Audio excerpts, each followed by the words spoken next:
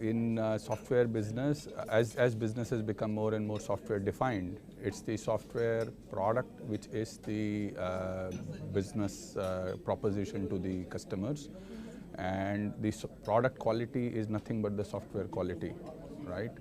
And we are seeing that with social media, there is no room for bad quality to hide. Even if 10, 20 customers face a problem, they make a noise on Twitter or on social media. So the way we help customers is we help them to track the customer experience of every single user.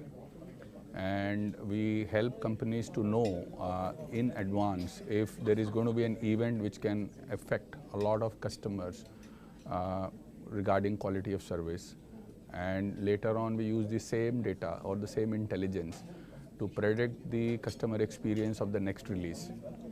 So we are providing continuous intelligence on experience. We are providing continuous testing services before the application goes live, ensuring that organizations have a 360-degree view of their digital quality. How we are different than others in the market is most companies in the market are either supporting digital quality in the pre-production, or there are companies who are working on measuring the quality in post-production. We are probably the only ones who operate on both the sides, who start from before the software goes live and continue to take ownership till the software is used by the consumers, and we measure ourselves in terms of how many frustrated users, the release has. That's our measure of our success, right?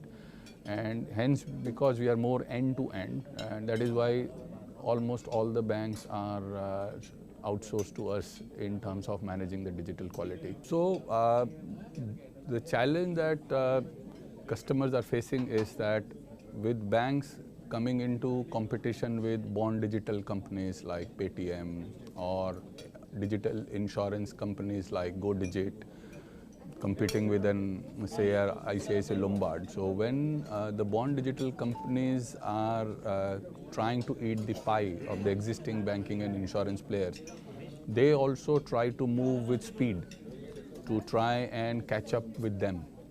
But whenever an organization tries to increase the speed, one of the first things that gets hit is the quality or the quality of experience, right? So currently it is not about that you can trade off speed for quality or quality for speed. You have to have both together.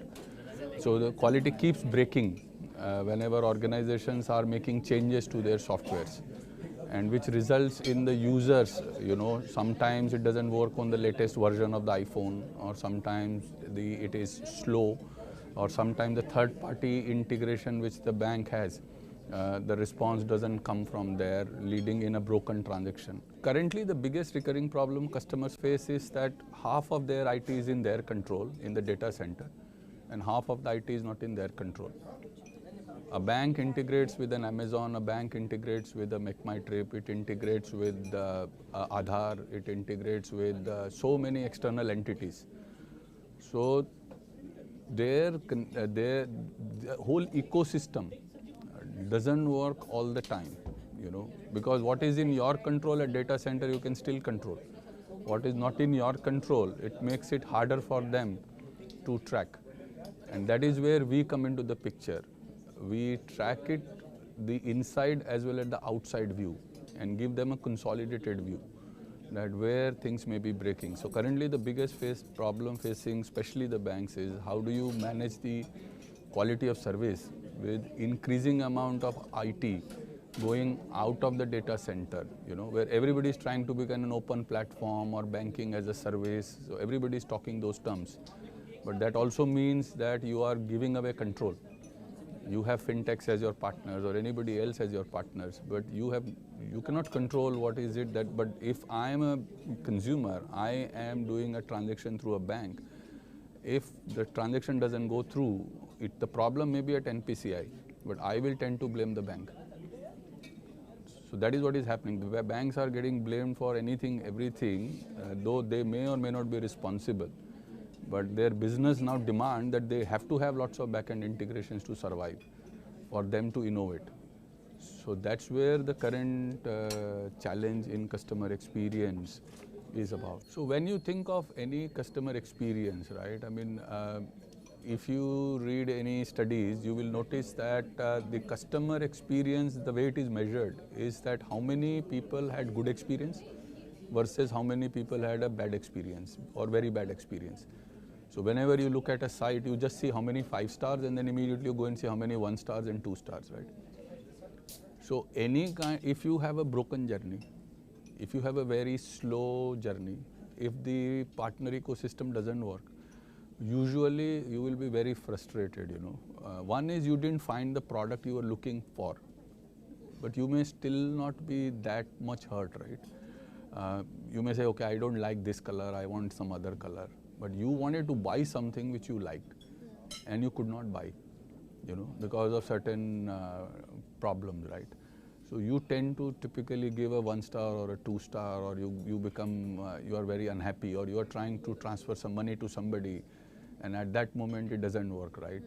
And obviously that leads to a lot of frustration. So we help customers to ensure that they have minimal 1 stars and 2 stars, you know, so that the overall perception of the company in the market is positive, because today the brand is all associated with what people perceive on the social media, right? So our association ensures that customers don't end up having these bad experiences, as we would say. So we are more like minesweepers, ensuring that the big landmines are cleared and the business continues in its positive form, right? So that's the, and it obviously also helps in ensuring that it protects the brand, right?